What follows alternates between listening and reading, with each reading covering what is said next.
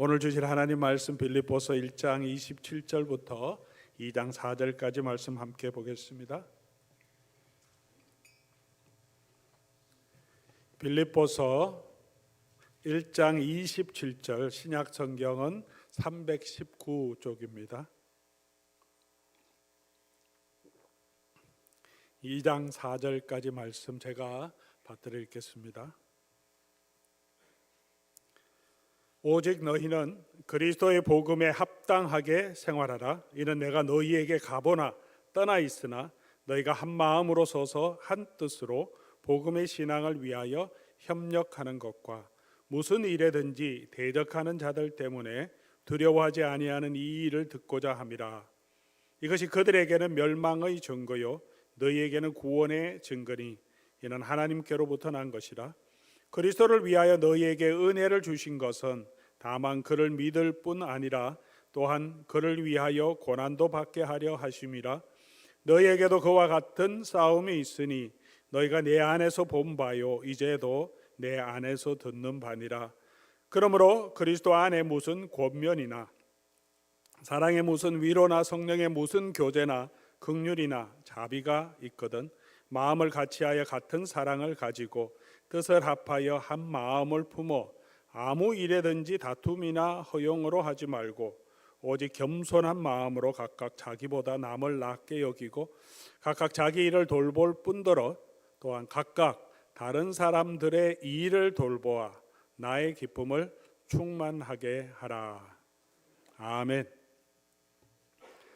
우리 지난주에는 우리 한마음 축제로 공원에서 예배하고 또 함께 교제하고 함께 식사를 나누는 시간을 가졌습니다. 우리 온 교회와 성도들 우리 자녀들까지 같이 이렇게 먹고 교제하는 또 예배하는 펠로십을 통하여서 우리 많은 또 기쁨도 함께 나누었던 것 같습니다. 많이 오셨지만 혹시 오지 못하신 분들 내년에는 꼭 기억하시고 함께 참여해 주시면 좋겠습니다. 지난주에 말씀을 나눌 때 우리가 성령이 하나 되게 하신 것을 힘써 지키라는 말씀을 함께 나누었는데 오늘 빌립보서를 우리가 함께 묵상해서 또 오늘 주어진 우리 본문을 보니까 동일한 말씀으로 우리에게 다시 격려해 주고 있습니다. 오늘 이 시간에 아마 하나님께서 우리에게 또 우리 여러 가지 사역을 준비하면서 저희 교회에 주시는 말씀이 아닐까 생각합니다. 우리가 복음에 합당한 삶 또 그리스도인다운 그런 삶을 우리가 함께 살아갈 수 있기를 바랍니다. 27절 말씀 사도 바울은 이렇게 시작합니다. 오직 너희는 그리스도의 복음에 합당하게 생활하라. 그리스도의 복음에 합당하게 생활하라. 여러분은 복음에 합당하게 생활하고 계십니까? 복음에 합당하게 생활하고 계십니까? 우리가 안정된 삶을 사는 것도 중요하죠. 건강한 삶을 사는 것도 중요하고 또 우리가 하는 일들을 잘 하고 또 성공하는 것도 중요하고 또 뭐 화려한 삶은 아니지만 또 소박한 삶을 영위하는 것도 중요합니다. 여러 가지 여러분 삶에 가지고 있는 목적이 있을 거고 또 이루고 싶은 소원이 있을 텐데 무엇보다도 가장 중요한 것은 예수 그리스도의 복음에 합당하게 내가 살아가는가 하는 일에 대해서도 우리가 소원을 가져야 합니다. 이것이 없으면 우리가 인생의 맨 마지막에 아마 후회하게 될지도 모를 것입니다. 아니 어쩌면 분명히 후회하게 될지도 모릅니다. 예수님의 말씀을 듣고 그 말씀대로 사는 사람은 그 집을 반석 위에 지은 지혜로운 사람 같은데 말씀을 들었는데도 그 말씀대로 살지 않으면 어떤 사람이라고 합니까? 그 집을 모래 위에 세운 사람 같다. 그 집은 나중에 비가 오고 창수가 나면 무너진다 그렇게 말합니다. 우리가 하나님의 말씀대로 그리고 또 이 복음에 합당하게 살지 않으면 우리가 열심히 한평생을 살아왔는데 여러 가지 삶의 고난도 있고 참 버텨내며 살아왔는데 맨 마지막에 우리의 삶이 많이 실망하고 흔들리게 되는 그런 경험도 하게 될 것입니다. 그러므로 우리가 계속해서 이 말씀으로 우리 자신을 돌아볼 필요가 있습니다. 오늘 내가 하는 우리 말이 또 내 마음의 자세가 또는 나의 행동이 나의 태도가 지금 내가 살아가는 이 삶의 방식이 정말 복음에 합당한 삶인가, 그리스도인 다운 삶인가라는 것을 한번 생각해 볼 필요가 있습니다. 말씀으로 자기를 자꾸 살펴보는 것은 당연히 해야 하는 것이지만 좀 불편함이 있습니다. 우리 말씀을 적용할 때도 또 항상 또 힘들잖아요. 성경이 어떤 뜻인가 성경 공부할 때도 배우는 거는 뭐 다 배우고 그런가 보다. 그래서 그 말씀을 여러분 삶에 어떻게 적용할까, 내 삶에 어떻게 적용할까, 그 부분에 가면 좀 부담스럽죠. 불편한 마음이 있습니다. 이렇게 하나님의 말씀으로 내가 복음에 합당한 삶을 사는가? 뭐 당연히 그렇게 해야 된다고 생각하지만 내 삶의 한 부분을 잘 이렇게 살펴보려고 하면 선뜻 그렇게 해야 되겠다 이런 마음이 잘 나오지 않습니다. 우리 일을 할 때도 사업하실 때도 여러분 세무 감사 나오면 힘들죠. IRS에서 감사 나오면 너무 힘듭니다. 뭐 그럴 것 같아요. 그리고 사업하든 아니면 업무 직장에서 일할 때 업무에 대한 평가를 받게 되면 굉장히 부담스럽죠. 우리 자신을 그렇게 살펴본다는 것이 그런 마음이 우리에게도 있는 것 같습니다. 완벽하지 않으니까 부족한 것이 자꾸 드러나면 부끄럽기도 하고 부담스럽기도 하고 또 어쩌면 불이익을 당하게 될까 그런 마음도 많이 생깁니다. 어쩌면 예수님을 믿고 살아간다는 것은 이런 불편함을 감수하겠다라는 다짐이 아닌가 생각합니다. 편안하게만 산다는 것이 아니라 이제는 예수 그리스도의 복음대로 따라 살려고 내가 조금 불편함도 수고도 감수해야 되겠다 하는 것이 믿는 자의 삶이 아닙니까? 그렇게 살다 보면 주님께서 주시는 그런 기쁨이 이제 세상이 알지 못하는 그런 기쁨이 되겠죠. 사람들이 다 아는 기쁨, 믿지 않는 사람도 다 즐기는 그런 만족함, 그런 것들 우리도 있죠. 근데 그것만 있으면 우리가 그리스도인이 아니죠. 그들이 모르는, 믿지 않는 사람은 도저히 이해할 수 없는, 믿는 사람이 아는 그런 기쁨. 그런 기쁨은 우리가 말씀으로 우리 자신을 돌아보고 우리 주의 성령께서 예수님께서 주시는 그 은혜가 우리 가운데 있을 때 가능한 것입니다. 우리가 그러면 이제 중요한 질문 하나 해봐야죠. 복음에 합당하게 생활하라. 오케이. 그럼 어떻게 사는 것이 복음에 합당한 삶인가?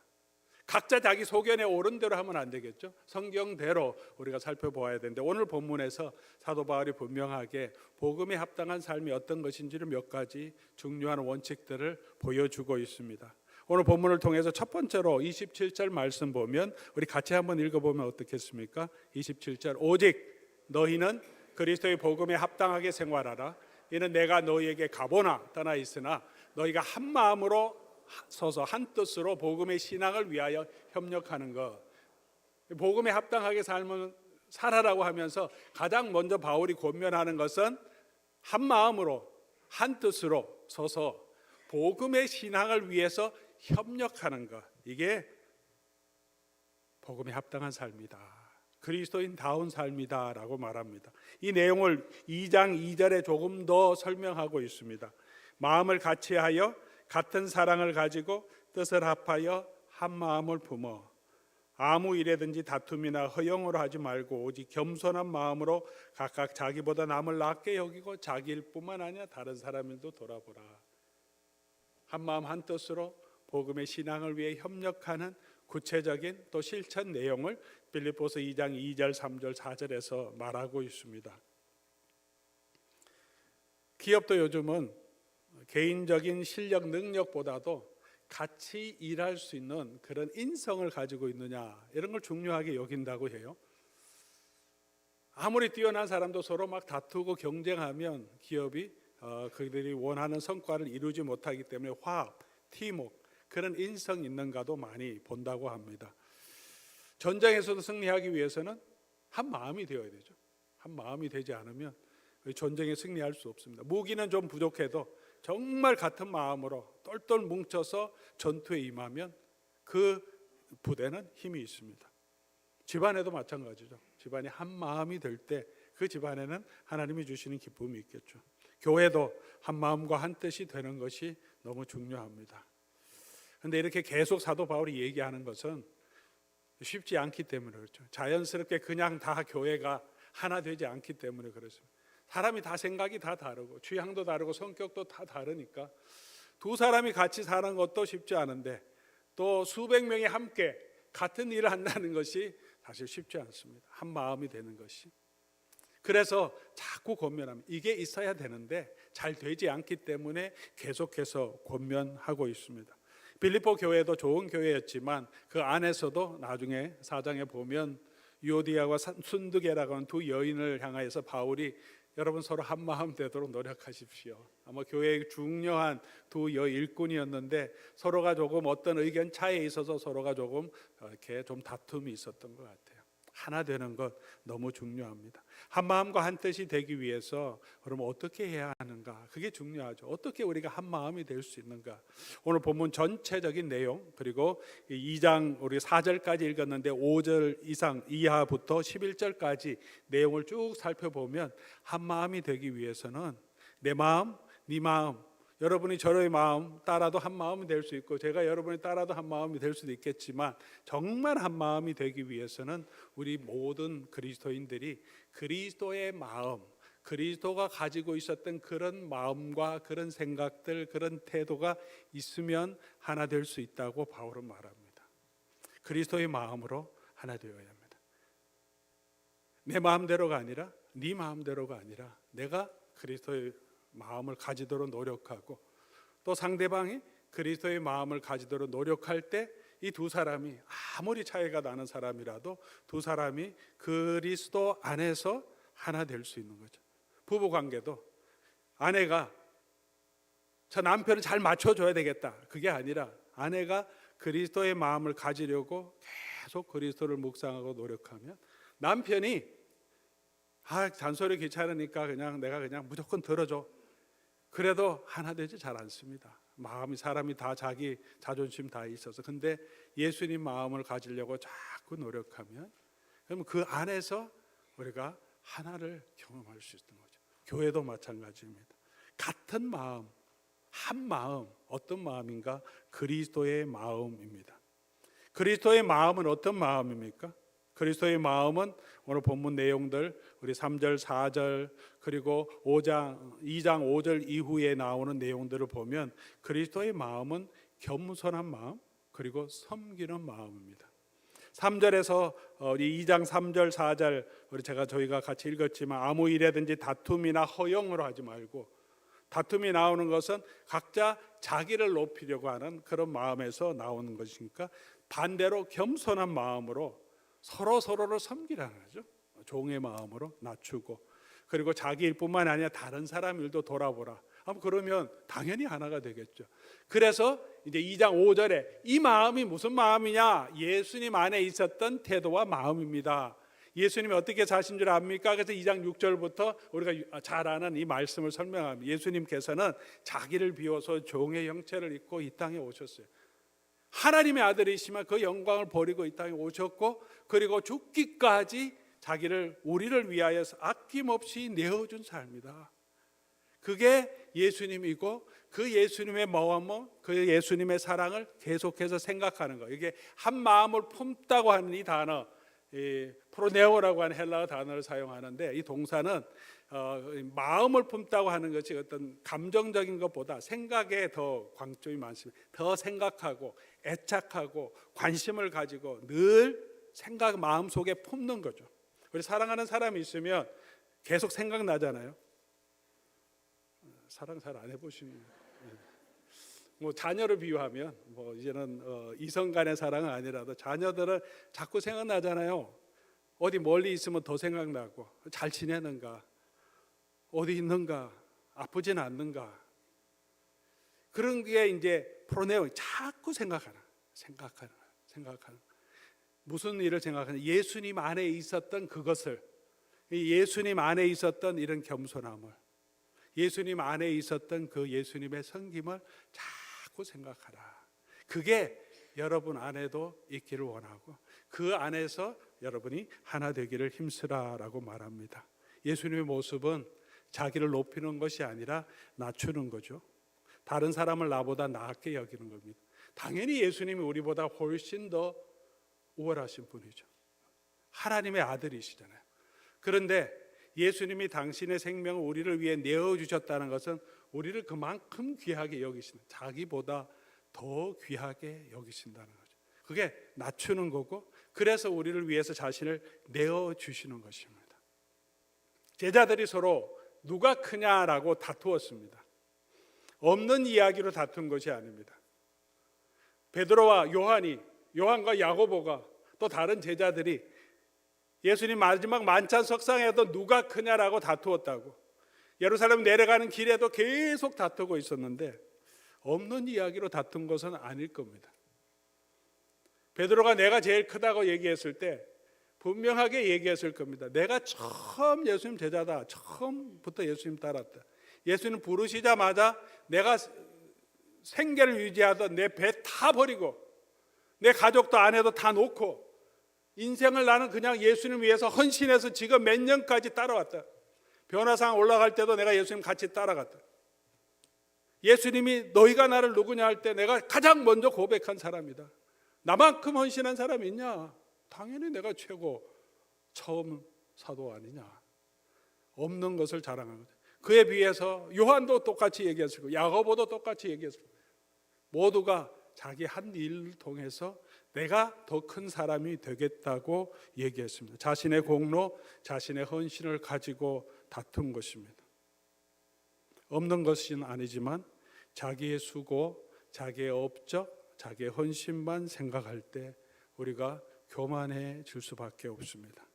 겸손한 마음은 내가 한 일이 아니라 다른 사람도 생각하는, 다른 사람의 수고도 생각해 주는, 나랑 비교해서가 아니라 그 사람이 한 일을 존중해 줄 때 우리가 겸손한 마음이 있습니다. 겸손한 마음은 내가 종의 자리에 스스로 서는 것입니다. 우리가 종으로 여긴다면 우리의 섬김은 당연한 것이죠.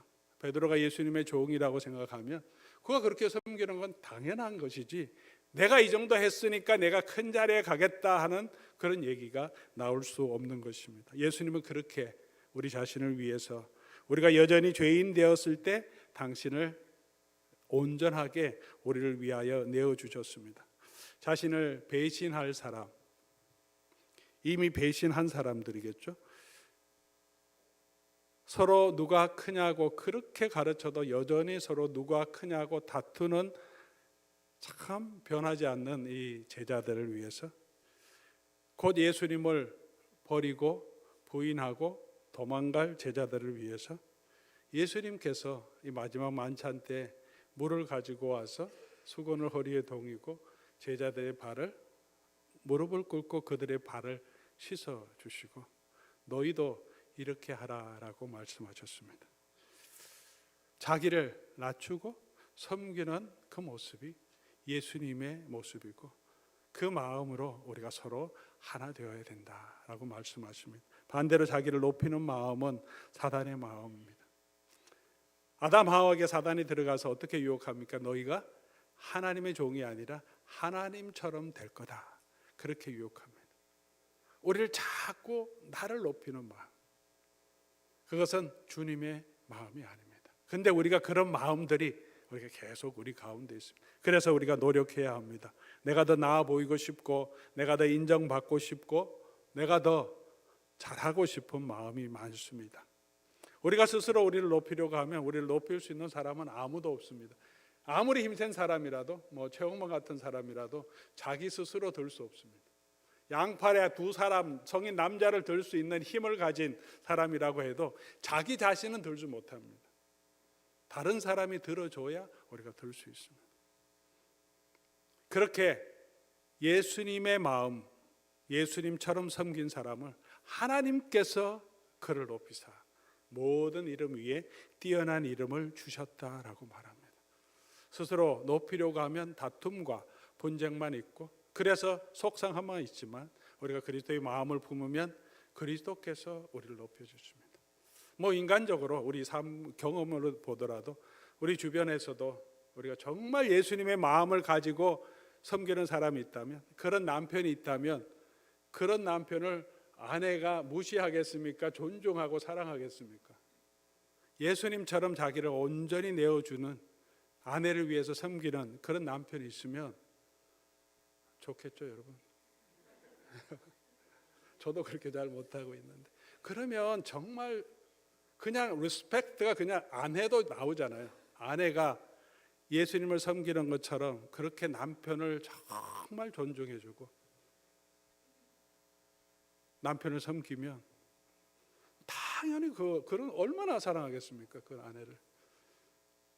이 세상에서도 우리가 정말 우리 교회 안에서도 그렇게 그리스도의 마음으로 섬기는 그런 분들이 있다면 교회가 다 존경하는, 저분은 참 정말 귀한 분이다, 그렇게 하지 않습니까? 세상에서도 사실은 그렇게 합니다. 그런데 우리 욕심 때문에 자꾸 자기를 높이려고 하지, 정말 공동체, 또 자기가 속한 그 공동체를 잘 세우기 위해서 인간관계에서 다른 사람을 자꾸 세워주고 잘 섬기는 사람 누구나 좋아하고 누구나 높입니다.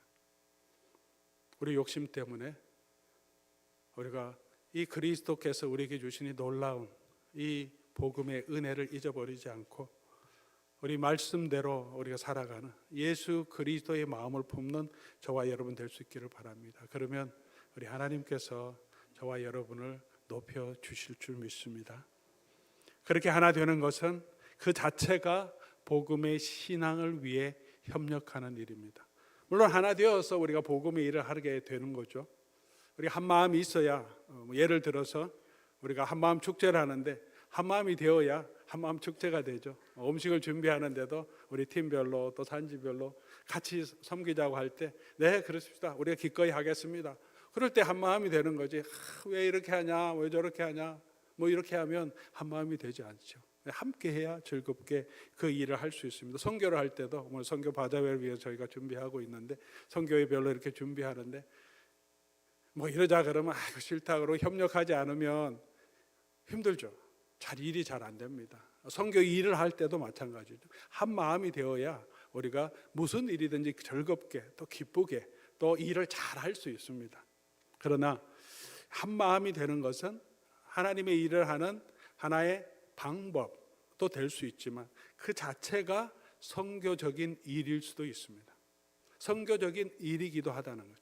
그게 복음적인 일이기도 합니다. 이게 사명이기도 합니다. 왜냐하면 제가 이렇게 말씀드리는 이유는 요한복음 17장 21절 말씀 보면 예수님께서 마지막에 제자들을 위해서 만찬석상에서 기도하시는, 우리 신학적으로 말하면 대제사장적인 기도다 이렇게 말하는데, 아버지여, 아버지께서 내 안에, 내가 아버지 안에 있는 것 같이 그들도, 제자들도, 예수님의 백성들도 다 하나가 되어 우리 안에, 성삼위 하나님 안에 있게 하사, 그들이 하나 되어서 하나님 안에 있으면 그래서 세상으로 아버지께서 나를 보내신 것을 믿게 하옵소서 이렇게 말합니다. 세상이 예수님이 하나님이 보내신 것을 믿는 게, 믿게 하는 게 뭡니까? 그게 선교죠. 그게 선교하는 겁니다.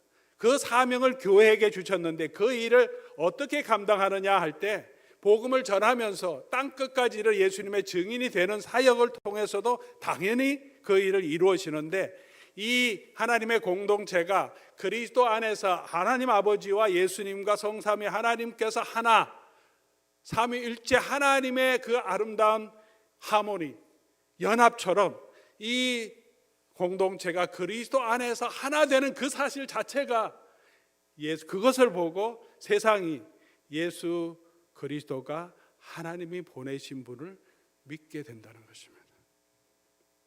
아무리 선교를 열심히 해도 우리가 교회가 분열되고 다투고 싸우는 것으로 세상에 예수 그리스도를 전할 수 없죠. 예수 그리스도의 영광을 나타낼 수 없습니다. 우리가 하나 되는 것이 선교적인 사명이기도 합니다.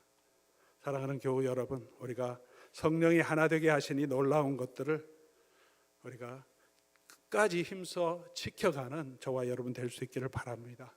그리스도의 마음을 우리가 품을 때 우리 가정도, 우리 교회도, 우리가 속한 모든 공동체도 정말 우리가 세워가는 하나 되게 하는 그 일을 감당하고, 그런 사람이 어때요? 뭐라고요?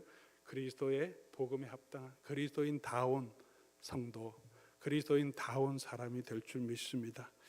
우리 삶에 그렇게 예수 그리스도의 복음에 합당한 일을 감당할 수 있기를 주의 이름으로 간절히 소원합니다.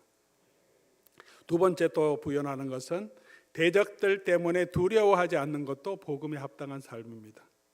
28절 말씀이죠. 무슨 일에든지 대적들 때문에 두려워하지 않는 것. 우리를 두렵게 하는 것들이 이 세상에 너무 많이 있습니다. 그러나 우리가 이길 수 있다고 생각이 있으면 담대한 마음이 있죠. 그래 한번 해보자.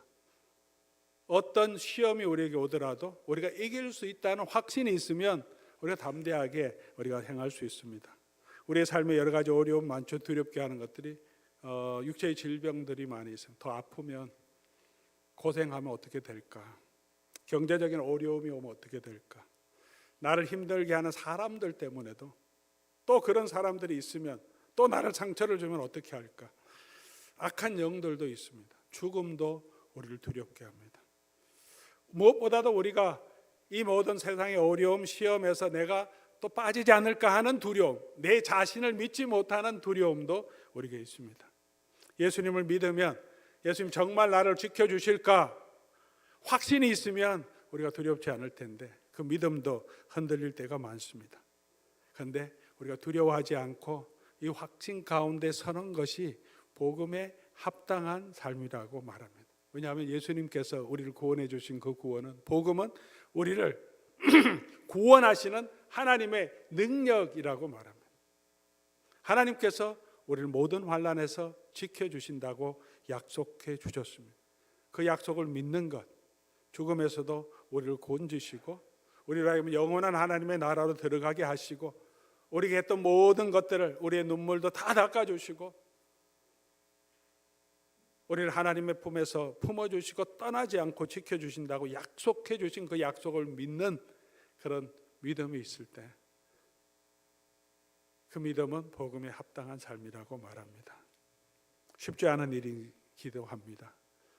하나 되는 것도 쉽지 않고 두려워하지 않은 것도 쉽지 않습니다. 왜냐하면 우리 눈에 잘 안 보이니까. 눈에 다 보이면 뭐 문제가 없죠. 우리 눈에 하나님의 영광도 다 보이고 예수 믿으면 모든 것이 잘 되는 것이 탁탁탁 눈에 다 보이면 우리 두려움이 없겠죠. 육신의 고통이 있어도 부활의 영광이 딱 보이면 그게 더 우리 눈에 보이는 사람은 크게 두려워하지 않는데, 그렇지 않으면 우리 죽음도, 우리 고난도, 이 육체의 질병도, 삶의 어려움도 우리가 미래에 대한 두려움으로, 불안으로 가득 찰 수밖에 없습니다. 두려워하지 않는 것, 두려워하지 않기 위해서 우리가 이 복음의 약속을 믿어야 합니다.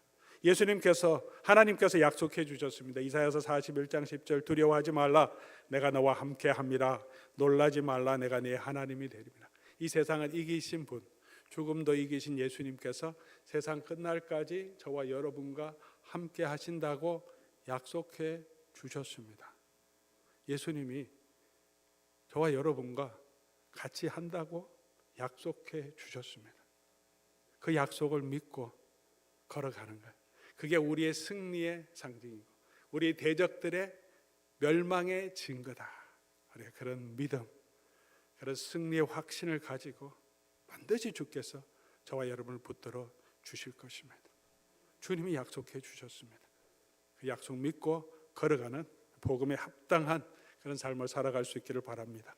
세 번째로 오늘 사도 바울은 29절에 은혜를 주신 것은 다만 그를 믿을 뿐만 아니라 그를 위하여 고난도 받게 하려 함이라. 그러니까 다시 말하면 복음에 합당한 삶은 예수 그리스도의 이름 때문에 우리가 고난도 또 수고도 기꺼이 감당하는 것, 그것이 복음에 합당한 삶입니다. 예수를 믿고 예수님이 주시는 복만 누리는 삶이 아니라 예수 그리스도의 그 복음 때문에 우리가 하늘나라에서 하나님께서 우리에게 한없는 은혜와 축복을 주시겠지만 이 땅에서는 예수님의 이름 때문에 당하는 고난도 우리에게 있는 것, 그게 복음에 합당한 삶입니다. 그냥 세상 살아가면서 우리가 세상이 주는 기쁨이 있듯이, 세상 사람들이 같이 즐거워하는 기쁨이 있듯이, 이게 나쁜 것이 아니라 그런 즐거움을 누리는 그것으로 만족하는 것은 우리가 신앙에 합당한 삶은 아니잖아요. 조금 더 성령이 주시는 기쁨을 우리가 알아야 되고, 이 세상의 고난, 다른 모든 사람들이 당하는 그런 고난, 그런 일들 때문에 우리도 고난을 당하죠. 몸이 아프면 힘들고, 관계적인 문제가 있으면 힘들고, 경제적인 어려움도 우리가 다 당하게 됩니다. 누구나 다 당하게 되는 거죠. 오늘 이 시대에 살아가는 모든 사람들, 그런 것 말고 예수 그리스도의 복음 때문에 당하는 수고, 그 이름 때문에 당하는 고난이 있을 때 그게 복음에 합당한 삶이라고 말씀하고 있습니다. 사도 바울은 골로새서 1장 24절에 예수님의 남은 고난을 그의 몸된 교회를 위하여 내 육체에 채운다 말합니다. 예수님 우리를 위해 당신을 내어주셨는데 그 교회를 위해서 그 복음, 그 마음을 가지고 자기도 예수 그리스도가 하신 그 고난에 함께 참여하는 것, 그것을 예수님께서 우리에게 주신 남은 고난이라고 말합니다. 사랑하는 교회 여러분, 우리가 그렇게 예수님의 교회를 위해서, 복음을 위해서 수고하고 애쓰는 그런 수고, 그런 고난이 우리에게 있을 때 복음에 합당한 삶입니다. 많은 성도님들이 교회를 위해서, 또 남을 위해서, 또 포도원 식구들을 위해서 참 기꺼이 잘 섬겨주고 계십니다. 쉬운 일이 아니죠. 꼭 하지 않아도 되는 일이죠. 그럼에도 불구하고 기꺼이 돌보고 찾아가고 물질로 섬기는, 또 힘을 써서 수고로 섬기는 그런 일들은 복음에 합당한 일입니다.